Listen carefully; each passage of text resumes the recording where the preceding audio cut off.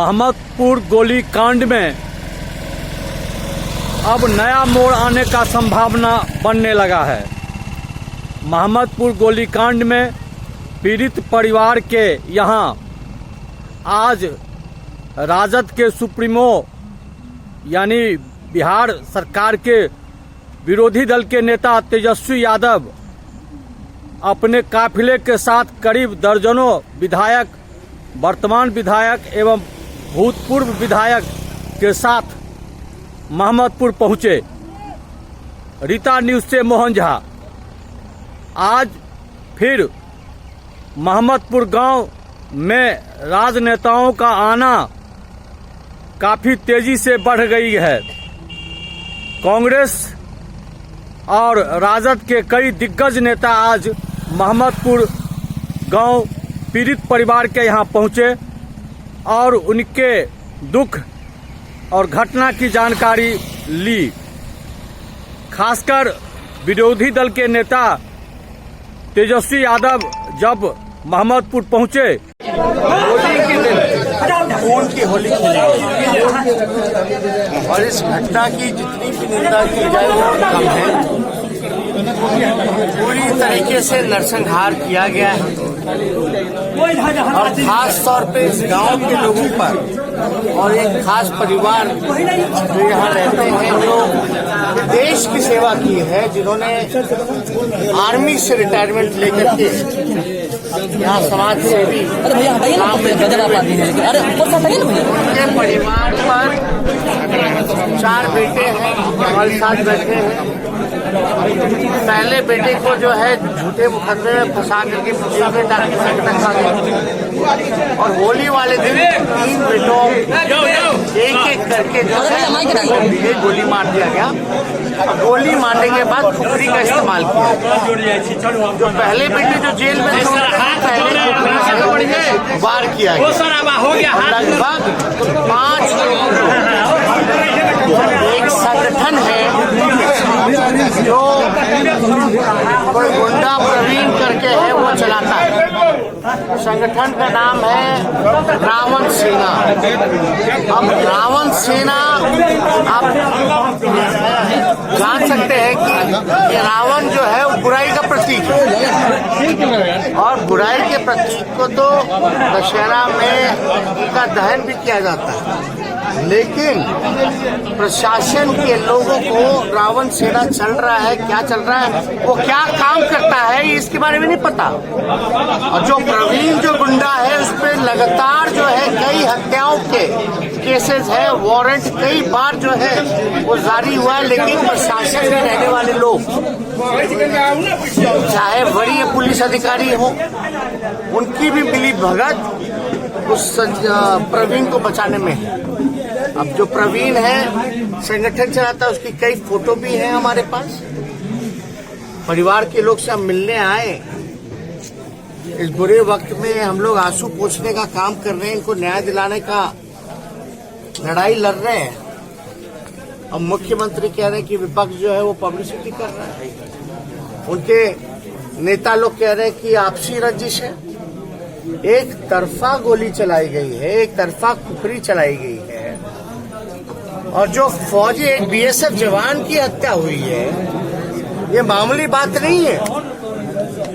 इसलिए हम सब लोग यहाँ आए हैं, इनको न्याय मिले और जब तक यहाँ के डीएसपी और एसपी रहेंगे तब तक इन परिवार को जो है न्याय नहीं मिलेगा। होली के बाद घटना, होली में भी इन लोगों ने एसपी को फोन किया, फोन नहीं उठाया गया। उसके बाद जो है कोई सुरक्षा इनके परिवार को नहीं दी गई है और कुर्की जब्ती खाली जो है नाम पे जो है किया जा रहा है। सुनने में तो आ रहा है कि पुलिस जो है वो प्रवीण को तो छोड़ने नेपाल गई है, प्रवीण को छोड़ने गई है नेपाल। अब यहाँ पूरा परिवार यहाँ डरा है। एक ही घर की 3 महिलाएं विधवा हुई हैं, छोटे छोटे बच्चे हैं। आप बताइए कि भी हद हो गई। मुख्यमंत्री थक चुके हैं, उनसे बिहार संभाल नहीं रहा। गृह डिपार्टमेंट, आज हम सुने मुख्यमंत्री का बयान कि बोलते हैं कि क्राइम कंट्रोल करना पुलिस का जिम्मा है। हमको लगा कि भाई पुलिस महकमा जो है वो नीतीश कुमार जी गृह मंत्री हैं, उनकी जिम्मेदारी है, लेकिन अब पता चला अब कोरिया के जो किम जॉन है उनकी जिम्मेवारी है। ये स्थिति बनी हुई है। क्या हो रहा है यहाँ? कोई नैतिकता के आधार पे? अरे भाई, आप मुख्यमंत्री चोर दरवाजे से बन गए मुख्यमंत्री, तो मुख्यमंत्री वाला काम तो कीजिए। आप आइए, इस परिवार से मिलिए, आंसू पोंछिए, सहारा बनिए, इनको विश्वास दिलाइए इस परिवार को कि आगे से ऐसी कोई घटना नहीं होगी, आपको सुरक्षा हम देंगे, और जो दोषी है उसको घसीट करके सलाखों के पीछे जो है वो डालेंगे, नहीं तो फांसी की सजा हम देंगे। ये मुख्यमंत्री का काम है। मुख्यमंत्री, अधिकारी सब जो है संरक्षण देने का काम कर रहे हैं, और इसमें जो यहाँ के स्थानीय विधायक हैं, जो पूर्व मंत्री हैं विनोद जी का, उसका नाम आ रहा है। ठीक होली से पहले जिन लोगों ने हत्या की, एक दिन पहले उनके साथ उनकी मीटिंग हुई है। ये हम नहीं कह रहे, हम तो यहाँ आए हैं। यहाँ के जो स्थानीय लोग हैं, यहाँ के जो परिवार, जो लोग हैं जो सदमे में हैं, जो पीड़ित परिवार है, सब लोग कह रहे हैं असलियत क्या है। और मुख्यमंत्री जी को कम से कम आँख खोल करके जो है भीख मांग रहे हैं लोग। इनका अधिकार है कि न्याय मिले, लेकिन भीख मांगना पड़ रहा है। न्याय के लिए हमको एड़ी नाक रगड़ना पड़ रहा है कि हमको न्याय दे दो, न्याय दे दो। क्या प्रशासन है, क्या सुशासन है? नेता प्रतिपक्ष पूरी तरीके से सुशासन राज नहीं बल्कि राक्षस राज आ गया, जहां रावण सेना जैसे लोगों को संरक्षण दिया जा रहा है। तो आप समझ सकते हैं कि क्या हो रहा है पूरे बिहार। नेता प्रतिपक्ष हैं आप हैं, और इस तरह से अभी भी सत्ता पक्ष के लोग इसे नहीं मान रहे हैं। अभी से ये नहीं चल रहा है, ये बहुत दिनों से ये विवाद चल रहा है, और लगातार डराना धमकाना जो है वो किया जा रहा है। और जो संगठन जो चलाता था उस पर कई हत्या टाइप के जो है केस है। अब उनका मालिक कौन है, इसके संरक्षण में वो चौड़े हुए हैं, तो जांच का विषय। लेकिन अद्भुत ये है कि जो जांच करने वाला लोग है वही लोग इन्वॉल्व, जो संरक्षण दे रहा अपराधियों को वही जांच कर रहा है। तो इसके लिए हमारा सबसे पहला विपक्ष के नाते ये मांग है कि इनके परिवार को और खासतौर पे इस इलाके में सुरक्षा जो है वो दी जाए।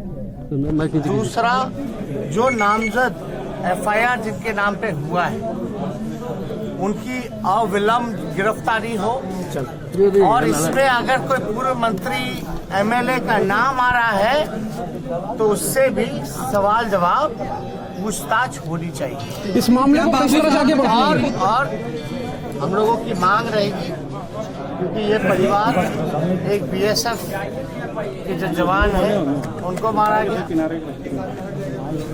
बेटे जो पिता है वो खुद आर्मी से रिटायर्ड है, बिहार रेजिमेंट में रहे हैं। तो हम लोग चाहेंगे कि इनके परिवार में नौकरी जो है वो राज्य सरकार सरकारी नौकरी प्रदान करने का काम है। परिवार के लिए राज्यपाल से मुलाकात करेंगे न्याय के लिए। देखिए, हम लोगों को जहाँ भी आवाज उठाना होगा, जिस स्तर पे हम लोगों को जाना होगा न्याय दिलाने के लिए, वहाँ तक हम लोग जाने का काम। क्या बाबू साहब बचा रहे हैं क्या? अब कहाँ इसमें जो लोग हैं, अब तो हम बोल रहे हैं एसपी और डीएसपी जब तक रहेगा इनको न्याय नहीं मिलेगा। तो उनको हटाने की मांग आप कर रहे हैं? अविलंब हटाना चाहिए। जस्टिस कैसे मिलेगी? तो हमारे पास फोटो है क्या? आप लोग को हम फोटो भी दिखा देते हैं, रिलीज भी करवाएंगे। दिवांशु मैं आगे कर रहा हूँ। ये इतना बड़ा अन्याय जो है,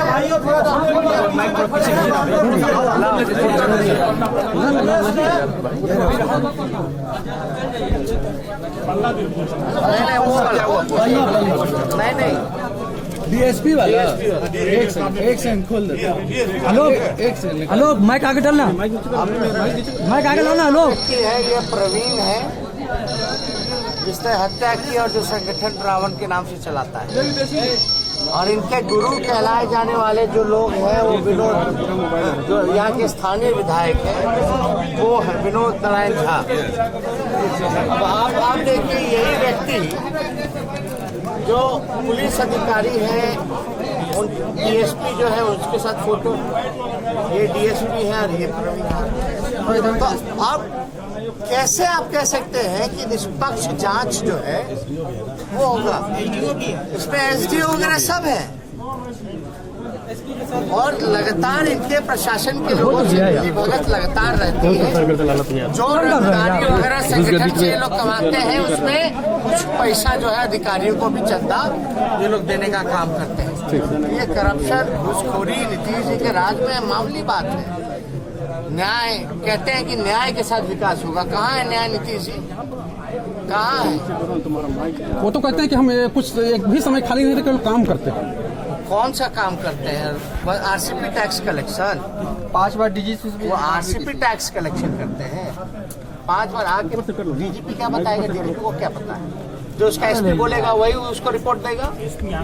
बीजेपी का क्या कहना है? मुख्यमंत्री की जिम्मेदारी है वोट दे करके किसको बैठाया गया है? आकर के मिलना चाहिए, परिवार के लोगों की सुननी चाहिए, यहाँ के स्थानीय लोगों की सुननी चाहिए। लोग घुस जाओ, तुम लोग एकदम घुस जाओ पूरा। अधिकारी पढ़ाएंगे ऊपर। आप बताइए, डीएसपी एसपी किससे पूछेगा? डीएसपी से। डीएसपी के साथ फोटो हमने दिखा दिया। वो कह रहे हैं कि कानून इतना कड़ा है कि कोई बचेगा नहीं। कौन कानून? कानून तो इन लोग तो तानाशाही रवैया से देख ही रहे कि पुलिस जो है इतना बढ़िया कानून है कि नेपाल चली गई छोड़ दे प्रवीण को। ये कानून है इनका। आप ये बताइए, मुख्यमंत्री कहते हैं कि डीजीपी से बात की, डीजीपी बात करेगा एसपी से, एसपी बात करेगा डीएसपी से। जो डीएसपी रिपोर्ट देगा एसपी को, वही एसपी रिपोर्ट देगा डीजीपी को, वही डीजीपी बताएगा मुख्यमंत्री को। न्याय कहाँ मिलेगा? मुख्यमंत्री की जिम्मेवारी है, जहाँ घटना हुआ वहाँ जाइए, पीड़ित परिवार से मिलिए और उनको न्याय दिलाइए। लेकिन क्या लगता है कि बाबू साहब बचाने में लगे हुए हैं अपराधियों को? हुआ था चुनाव के वक्त, आपको काफी घेरा गया था।